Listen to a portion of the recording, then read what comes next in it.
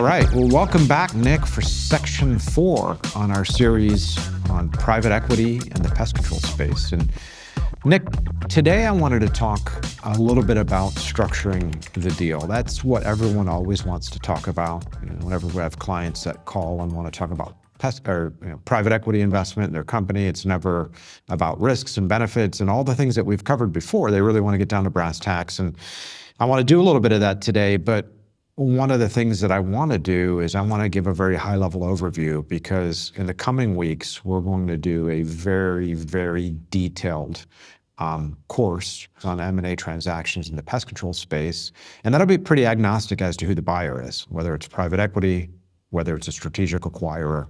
And so we'll go into all sorts of details on purchase agreement language and deal structure conventions and so on and so forth. But today I wanted to really just give a very high-level overview of how to structure a transaction with a private equity firm. Yeah, I think it's an important topic, Paul, because these pest control owners, they're going into a transaction, their only transaction that they're likely to have in their life. And the legal structure, the deal structure, the terms, conditions, et cetera, I think is a very foreign topic for a lot of small business owners. Yeah, I think that's right. And I think, the first thing I'll say on structuring the deal is you always want to come into any sort of negotiation with as much leverage on your side as possible. And so wait, by leverage, does that mean just negotiating one-on-one with the first private equity firm that emails you? That would mean the exact opposite of that, right? So that would be a prime example of zero leverage. And so as you recall, Nick, when we were out in Arizona a few months ago, I gave that sell side talk on, basically the formal sell side process. And I constantly say that, sellers always need to be process setters, and sellers always need to be deliberate about if they're interested in, or potentially interested in doing a transaction, they really need to be in control and they need to be deliberate. And here's what I mean by that, Nick, is if you own a pest control business, especially if you own one of any sort of size, right? An 8, 10, 15, 20, $50 million pest control business, you've got a relatively scarce asset. And you've got literally dozens, if not hundreds of potential buyers of that firm. So that, just the dynamics of that situation, one company, 100 buyers, creates natural leverage for you. And you shouldn't squander that. I find that the majority of sellers out there who sell to a private equity firm without any sort of deliberate process, the sellers that ultimately leave a ton of capital or cash on the table when they sell their businesses are exactly the ones that you were talking about, Nick. Those are the ones who, listen, every one of us gets emails every day from buy-side brokers, from business brokers, and from private equity firms and search funds.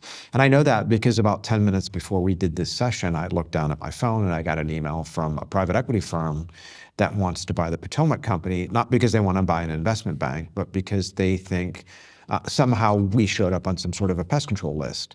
So they think the Potomac company is actually a pest control company. And the email told me they've done all sorts of research on our business. And they know that, we're a Philadelphia-based pest control firm. We've got a great reputation out in the market.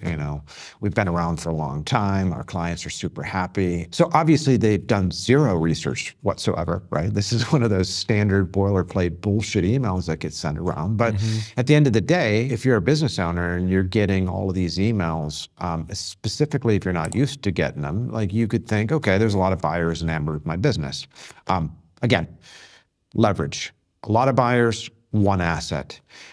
What I mean by being deliberate is actually thinking about what it is that you want to do and coming up with some sort of approximate objective. And what does that mean? That means instead of fielding emails and calls from private equity firms, think about what it is in a perfect world you would like to do. Would you like to sell 100% of your business and walk out the door and retire? Do you feel like you got 5 or 10 years in you and you thought, maybe I'll take some chips off the table. I'll sell 80% of my business. I'll buy the boat, make the wife happy, get the new house. de-risk my life a little bit so I don't have all my eggs in one basket, but still run my business and have some potentially sizable upside in the future by remaining on it as an owner? Do you want to raise a little bit of capital, sell a minority stake in your business and find the right partner to help you take it to the next level and then ultimately sell it in the future? I think it's important for people, anytime you go into any sort of process, whether formal or informal, is to really set your aspirations high and determine what it is that you want to do. Because if you don't do that from a psychological perspective, you're giving the other side a tremendous amount of control of the process. And there's no better position for a buyer to be in than being one where there's effectively no competitors, right? Where they're setting the terms and they're setting the process. And so the most important part of structuring the deal is actually entering into the transaction in an appropriate manner. Nick, I know while you're over there saving tens of millions of dollars in taxes for your clients and preserving their capital in this volatile market, you're not out structuring private equity deals. I don't know if you wanted to say anything right now, or because I can go on all day on this. Yeah, that's right, Paul. No, I think the points that you're making about trying to maximize leverage for the actual seller in a private equity deal, through various terms and running the process, are important ones for folks to understand. And I also think an owner going into a transaction, understanding sort of the range of outcomes that could transpire through that process is also important. Because if an owner has a good sense of what their life and their financial position is going to look like under various scenarios that could come out as a result of this transaction, they can actually go into this transaction process with not only leverage, but more confidence and peace of mind that within a certain band of valuation outcomes, they're going to have a certain amount of income and wealth in the terms of financial assets on the other side of that transaction. So I think that personal piece can also be an important part. That's a great point. As we continue to think about structuring the deal, it's, again, this is a high-level discussion. I'm going to go into a lot of details in future episodes on negotiations and M&A. But for now, one of the things that I often think about when I'm running a transaction myself, so we've got a client, we're representing, we're taking them out in the market. Not only do I think about positioning appropriately up front, I also think about the participants I'm dealing with. And here's what I mean by that. There's a big difference between a private equity firm and a strategic acquirer in every specific industry, whether you're talking about lawn care or pest control or roofing, so on and so forth. In pest control, you've got the usual suspects, right? You've got anticimex, you've got rentokil, terminix, you've got Rollins. These are effectively the big three now, right? There used to be the big four, but the big three does, let's call it 80% of the transactions plus per annum globally. Now, you do have some private equity-backed firms like Pesco now and a variety of others, but for the most part, you've got a small handful of strategic acquirers doing deals. Everyone knows who they are, and their reputations in the industry, believe it or not, are actually very important to them. It's not to say that some of them don't screw up, but at the end of the day, commitments that they make when they do business combinations, when they go out and make acquisitions, are important, because the last thing they need to do is royally screw up or royally screw a seller and have that individual go out and tell everyone, don't do a deal with Orkin, don't do a deal with rentokil, don't do a deal with anticimex. So they actually pay attention to that. And just like you're a business owner, right? Let's say you own a pest control business in Seattle. You want to be able to go to the supermarket and the local coffee shop and actually go in there with pride, knowing that your company is doing a great job, that your team members are out there doing a great job. In the same way, the Terminix guys and the Orkin guys and the rentokil guys, they go to industry events, they go to Pest World. They need to go in there and make sure that they feel great about the fact that they're doing good deals and they're doing right by the sellers. Now, private equity, on the other hand, there are literally hundreds of private equity firms that are eyeing the home services space. There are more than 100 that are actively bidding on pest control transactions. The extreme majority of them will never get a deal done.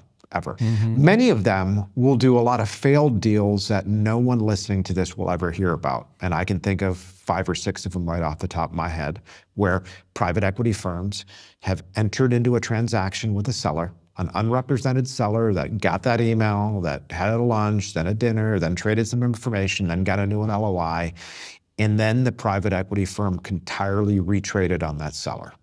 Wasted 3 months of the seller's life, tens of thousands of dollars in legal fees and all sorts of stuff, The only to find themselves roller coaster that comes with it. the whole 9 yards, right? Wasted 6 months of my life with this private equity firm who turned out to be nothing but a bunch of assholes, so to speak, right? So those scenarios happen quite a bit. And when I think about them from my perspective is I know that whenever I'm running a process, if I end up with 10 bona fide great offers on a particular business, and 3 of them are from strategics and 7 of them are from private equity firms, I know that those 3 strategics have much lower execution risk on the whole than the private equity firms because for a variety of reasons, but the number one reason is reputation. Those strategics can't afford to mess with Potomac. They can't afford to mess with the sellers, but they certainly can't afford to mess with us because they do get blacklisted. And when we're on north of 70% of the global advisor-led deals, the last thing you want to do is get blacklisted by us because when you screw our client, we put you in the kiddie pool and there's a timeout and you're not doing any deals. And so that has actually happened to Terminix. I was very public. I wrote an article that literally went viral on this. I had a public beef with the CEO of Terminix. Anyone that's known me for a while knows that I don't mince words. So Terminix has definitely been blackballed. Anticimex was in the kiddie pool for a bit. They got put in the Mexican sandbox and couldn't play with the big kids for a while after they screwed up a deal. So we discipline these people because we put our money where our mouth is. Private equity can't afford to screw with us as well, but they have less to be concerned about because if they leave this industry and go off and do printed circuit boards, who the heck cares? They'll never see us again, and they certainly won't see anyone else in pest control. But that's one of the reasons why, Nick, whenever you run a deal, you always want to be negotiating with multiple acquirers at any one point in time because you will much less likely find yourself in a position where a retrade impacts you because you always have other options. Not only that, from a psychological perspective, it is amazing to me how much more sellers can ask for, or how much more I can ask for. You know, when I've got 24 buyers vying to acquire one single asset versus working in secret, negotiating with one buyer. Why sellers do that, I'll never understand. I hope many of them continue to do that because buyers need to get wins. And if I'm always getting wins from my clients and driving up the price, it makes it very difficult for buyers to pay me the type of money I need on behalf of my clients. So I'm glad there are always going to be ignorant sellers out there who are willing to take less to allow well-represented clients to receive more. I know that's a plug for my services, Nick, but I can't help myself because I see it every day. It's not a plug if it's true. That's right. Just like, this is very true.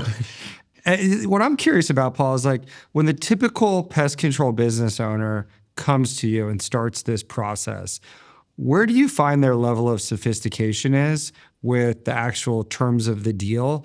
And what do you explain to them first?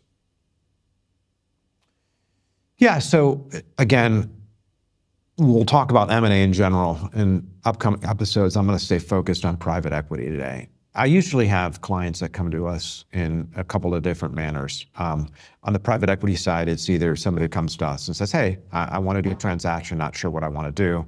Can you do a valuation model? Let's talk. That's the majority of folks that come to us. But maybe in this market, 20% of people come to us that have already entered in some sort of deep discussions with a private equity firm. They've either signed a letter of intent and they're in due diligence, or they're very close to doing so. And those are the people that, responded to the email and took the meeting and thought like, hey, I can do this deal myself. And by the way, the private equity guys are great because they say, hey, you don't need an advisor. By the way, they always use an advisor when they sell things because they're always running formal processes, but you don't need to do that, seller, because we're great guys and we're going to take care of you and no one can beat us on price and we're going to do the right thing and we've got a long track record and you can talk to all these guys we've done business with, we're going to take care of you. And the seller gets comfortable. Well, and I could even tell you, Paul, I mean, I have client partners that are private equity principals, and behind closed doors, what they brag about is the fact that they don't buy deals that are led by sell-side advisors. Correct. So that's just another, fact about the situation of what they're trying to do. It makes it really hard sometimes to get returns when you've got to pay the piper in order to get the deal done. And I appreciate you mentioning that because I think a lot of people don't understand how prolific it is. But you asked about terms and levels of sophistication. Usually people will understand that, okay, I can sell a portion of my business now, retain some of that, and then sell it at some point in the future. But that's kind of where it ends. They don't think about the fact, okay, are we doing an equity deal, right? Is somebody literally buying 80% of the shares that you have in your file cabinet and you're retaining the 20%? Or are they setting up a new co and doing some sort of a forward merger into new co where new co is effectively buying the assets from old co, the old company that you owned? Are you paying taxes on the roll or not? It depends upon, number one, the jurisdiction, right? Different countries are different, different jurisdictions, but also it depends upon the structure of the deal. It depends upon the structure of the entity that you have. And again, we'll go into those sorts of details in future discussions, but for now, there's a lot of different nuances that you would want to understand up front, and what I mean by that is like, are you paying, if you do a $100 million transaction and you only sell 70% of your business, are you paying taxes today on that full 100%, like that full 100 million? Or are you paying taxes on the 70 million that you get the cash for today, and then that 30% is rolled tax-free into NewCo?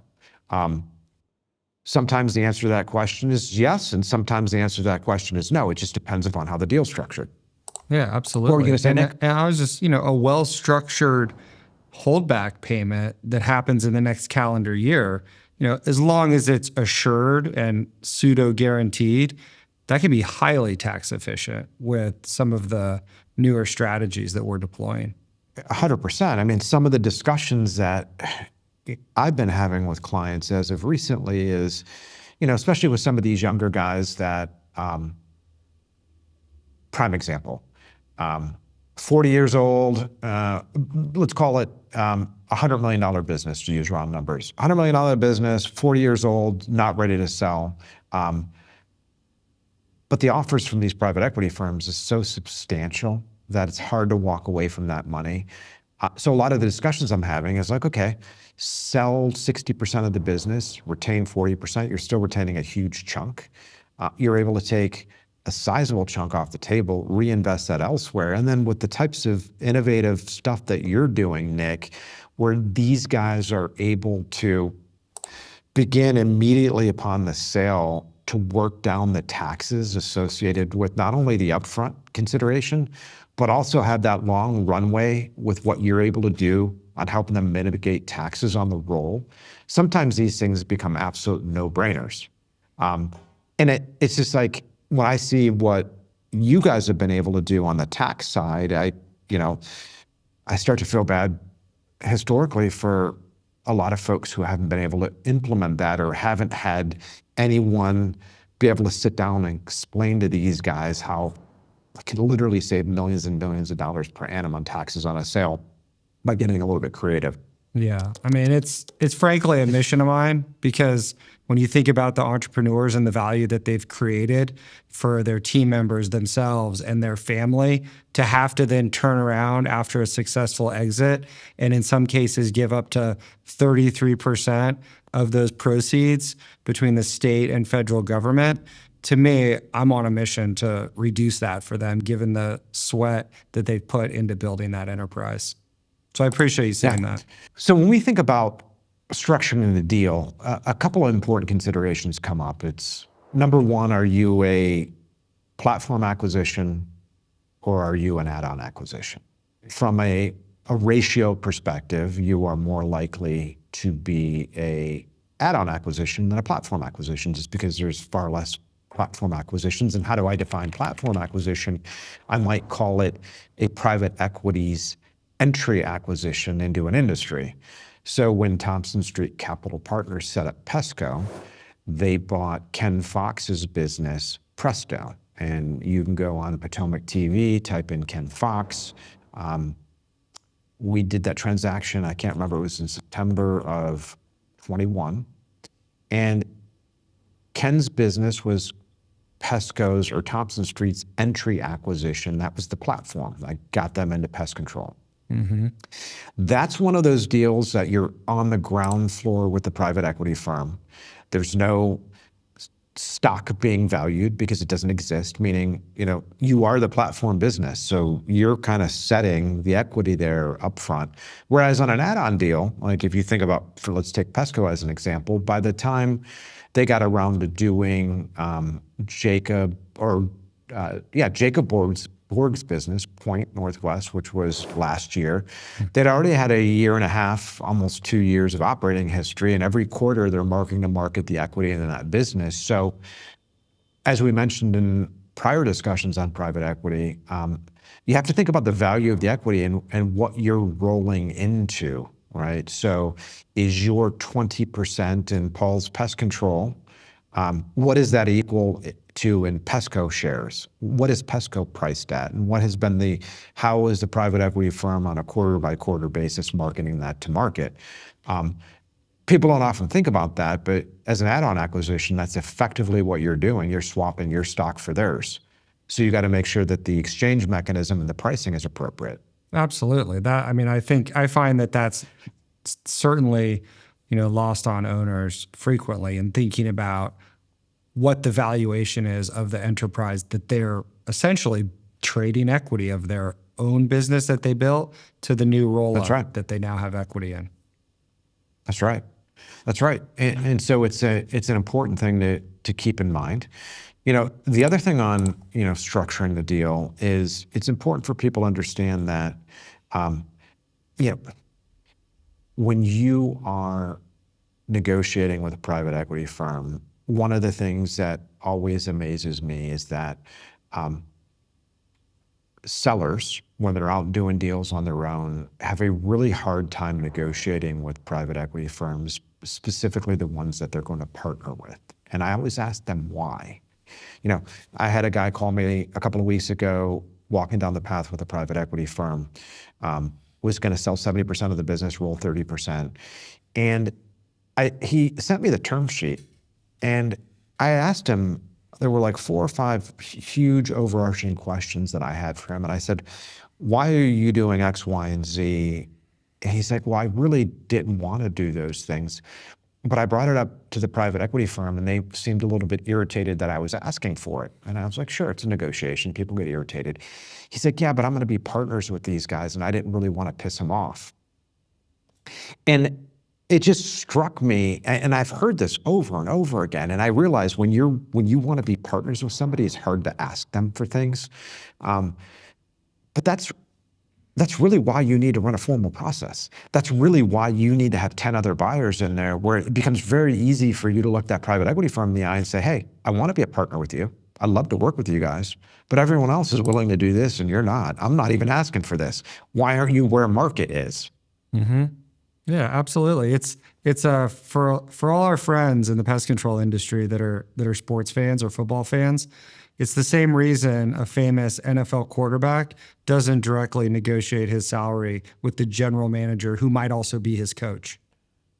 That's right. Right. It's human nature. That's a very good point. It's human nature. Yes. It's tribe dynamics. You want to get along, right? And so you don't want to necessarily annoy them with your transaction questions, which, by the way, you're the naive one in the room. Yes. Yes, indeed you are. Nick, what sort of, I can go on all day about structuring considerations. What kind of questions pop out in your mind? I mean, I know every day of the week you're dealing with these guys, potential sellers out there, trying to get a grasp on this. So I guess I'm curious, like if I'm a pest control owner and I'm entering into this transaction with private equity, where have you seen, and again, it's not to pick on private equity firms, but where have you seen some of the abuses or some of the unequal usage of rights sort of come to bite or surprise owners after they've entered into transactions without a sell-side advisor? I would say even before the transaction, one of the biggest problems I think that sellers typically have with private equity is due diligence. So first off, private equity firms don't understand the pest control industry quite as well as strategics, which makes sense. They're not in the industry. And so they will often make offers based upon preliminary information provided by a seller. And so the seller's not really sure what he's providing. He's never done this before. Private equity firm is really just getting up to speed on the industry.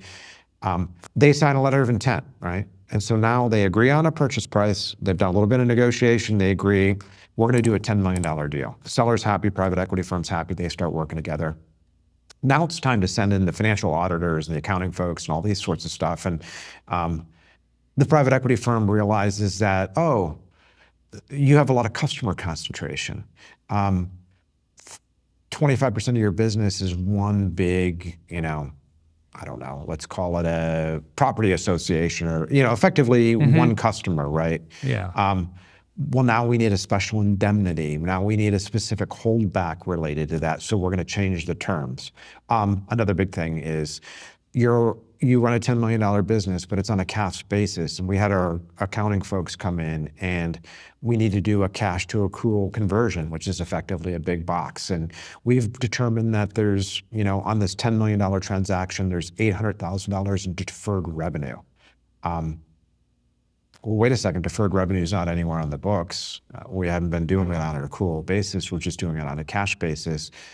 Yeah, but our auditors figured this out. And so we're going to need to subtract $750,000 from the purchase price because this is deferred revenue, which is a liability that didn't show up on a balance sheet because you don't have the appropriate balance sheet.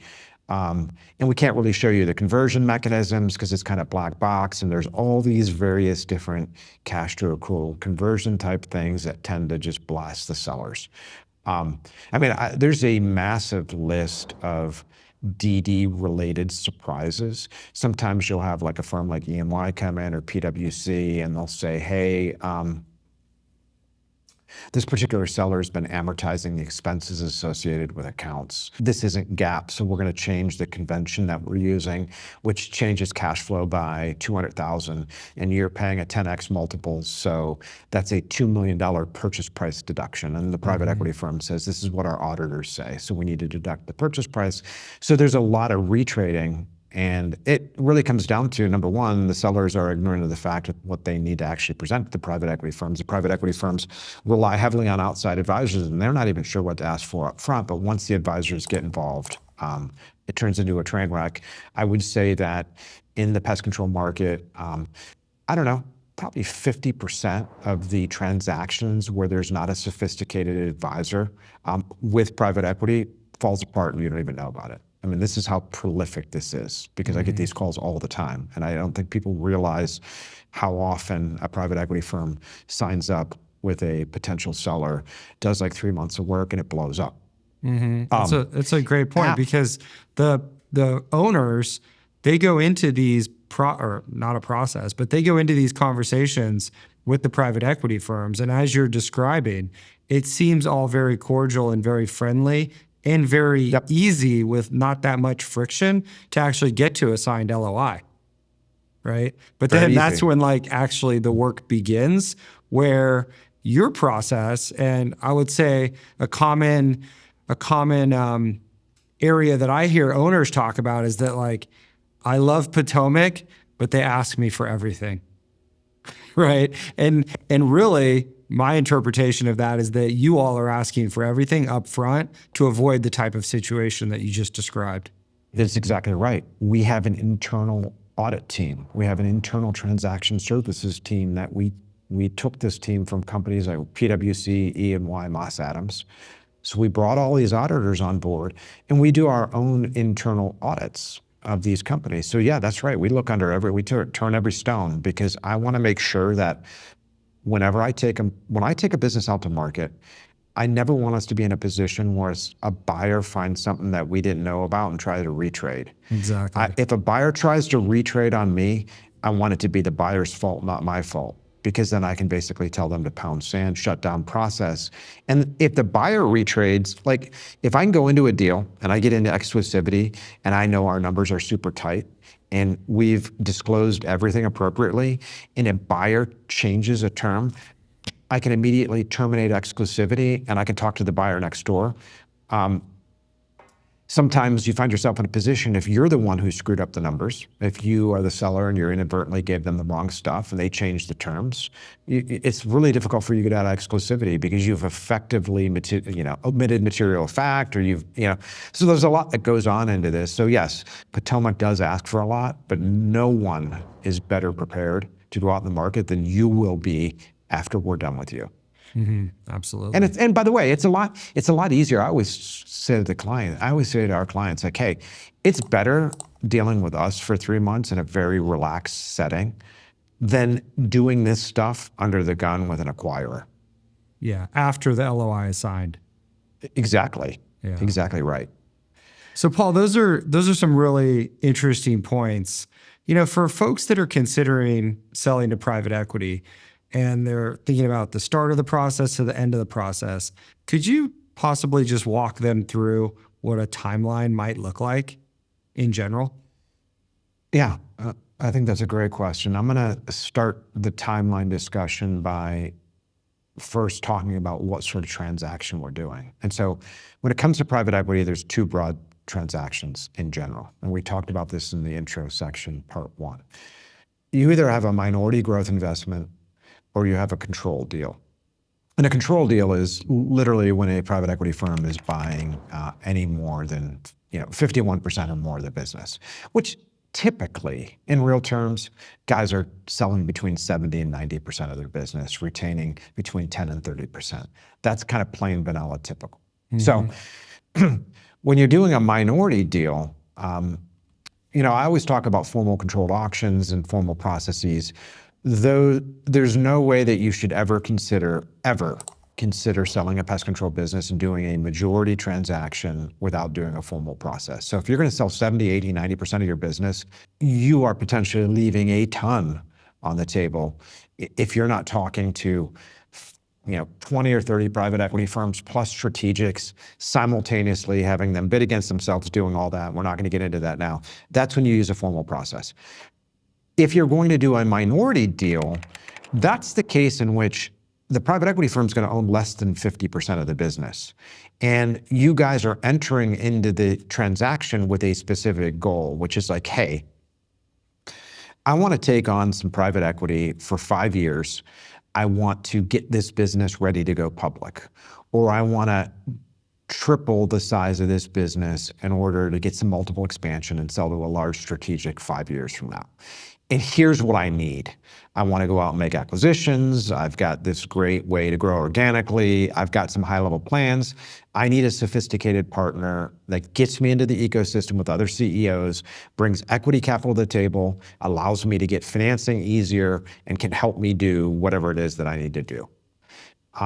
Those are different transactions. When folks do minority deals, I tend to shy away from the competitive process. I tend to focus more on the partner. Who are you partnering with? Money is fungible. Everyone's money is the same. What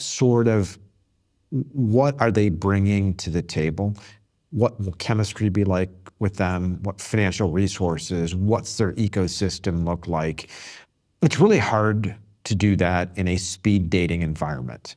So that's one in which a private equity transaction on a minority deal, you should absolutely, again, you're an idiot if you're not talking to multiple private equity firms, but it's not so much from the competitive process when you're doing a minority deal, it's to really understand what are all the intangibles that these guys are bringing to the table and who do you feel best working with, because again, they really are partners. You sell 80 or 90% of your business, yeah, you're partnering with them, but they own it. And you're going along for the ride, and you still need to do your DD, but now you're really more focused on the financial aspects of the transaction than the intangibles.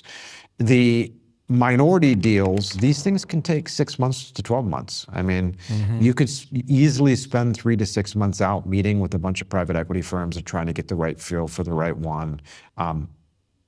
When you're doing a formal control process though, and you sit down with a firm like Potomac and we say, okay, we're bringing in 50 participants. There's going to be 5 strategics and 45 private equity firms.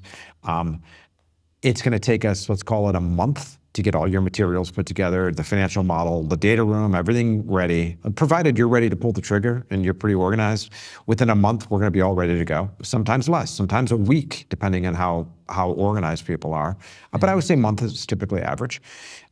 From the day we pull the trigger and send out the non-disclosure agreements to all the buyers, you're probably looking at somewhere around 4 months. The average is between 3 and 5 months, with 4 months being a realistic time frame, because you're looking at approximately 1 month, 1.5 months for the quote unquote marketing phase. That's doing all the meetings, getting IOIs, negotiating letters of intent. And you're looking at somewhere between 45 and 60 days for the documentation of the deal. Now, that again is a rule of thumb, Nick. You've been in this space long enough to know a lot of these things can take 6 months or 8 months or 10 months, depending upon market conditions, depending upon the complexity. But a plain vanilla, like 10 million in revenue pest control business, you're talking on average 4 months. Absolutely. Yeah. And I think it's important for folks to realize, because I get calls all the time where owners are interested in selling in, a defined period of time, but they haven't done anything. So typically they're calling me asking about tax strategies. How can they prepare now? And they haven't even engaged you at that point, which I always encourage them, look, start now, get your ducks in a row, go through the internal audit that Potomac does in order to prepare yourself, even if you think you want to sell in a year or 18 months. That is great advice. And I always tell people this: start way in advance. Even if you think, hey, there's a low chance, but a chance in 2 years I want to do something, you should start today, because the worst thing that you can do is impose a deadline on yourself. Once you get the itch to sell, how many times have you heard this, Nick, where, it'll be like September and a seller will be like, I really need to get this done by the end of the year. I really want to, it's the end of my fiscal year, it's the end of the calendar year, I want to be done by the end of the year, which of course is a possibility, but why would you impose a deadline on yourself? You just cede leverage to the other side. Get your ducks in a row far, far, far in advance, particularly on, I appreciate you always sending folks our way from a financial valuation and our internal audit perspective, but even more so, sitting down with a guy like you to really think about the tax strategy and the timing of a transaction and what you can do to help somebody who closes a deal in January versus a deal in August. In my line of business, I worry about, I'm focused on the seasonality of the business and when acquirers in the pest control space love to do acquisitions versus when they don't. When, for example, right now we're recording this on August 1st. This is the beginning, like August 1 starts the busy season for pest control M&A, because we start to get towards the end of the season. Every seller wants to sell. The market just gets congested, right? You got everyone like trying to do something at once. Whereas on your side of the equation, if you do a deal at the beginning of the year versus at the end of the year, there's a whole lot more that you could do in that calendar year to plan from a tax perspective than if you do a deal in December, right? There is. So I think it's important for people to think about not only the market itself, and the capital market and the demand for the pest control business and when it's busy and when it's not busy, but also what, taxes are a huge portion of any sort of transaction.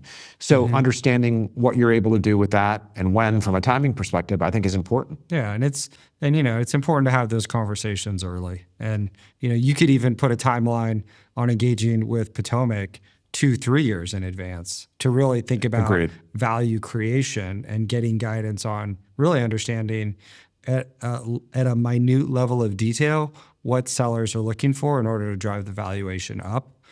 And then the last thing I would really say, though, is that, while the tax planning and the tax strategies I consider to be critically important, I do always tell owners, though, don't let the tax tail wag the dog. If you have a good deal that you're happy with and there's certainty of closing that deal, take it, whatever it is in the calendar year.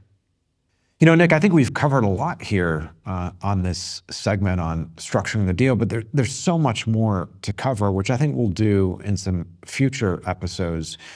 But for now, we'll part ways until next week. Next week, when we come back, I want to talk a little bit about, performance optimization and really value creation within private equity. Things that they do, you can take a play from their playbook, as well as what you can expect and how to create value as a private equity partner. And then we'll ultimately end this series the following week with part 6, where we're going to talk about expectations, commitments, and potential returns when partnering with private equity. But for now, Nick, you have a great trip over there, and I'll catch up with you next week. Sounds good, Paul. Talk to you soon.